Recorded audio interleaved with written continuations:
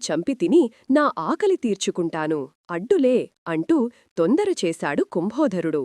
మా గురువు వశిష్ఠుడు దీని బాధ్యతను నాకు అప్పగించారు. నా సంరక్షణలో ఉన్న ఈ ఆవును విడిచిపెట్టు, లేదా నేనే దాని బదులుగా నీకు ఆహారమవుతాను అన్నాడు దిలీపుడు. పిచ్చివాడా, ఆవు కోసం ప్రాణాలెవరైనా వదులుకుంటారా? నీవు రాజువు, నీ ప్రాణాలుంటే ఇటువంటి 1000 ఆవులను దానంగా ఇవ్వవచ్చు అంది సింహం. ఆవునే కాపాడలేనివాడిని నేనింకా ప్రజల ప్రాణాలనేమి కాపాడగలను?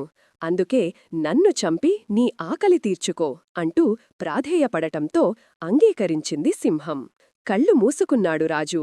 అయితే సింహం తనమీద పడకపోగా పైనుంచి పూలవర్షం కురవడంతోపాటు కుమారా, లే అన్న పలుకులు వినపడటంతో ఆశ్చర్యంగా కళ్ళు తెరిచాడు రాజు.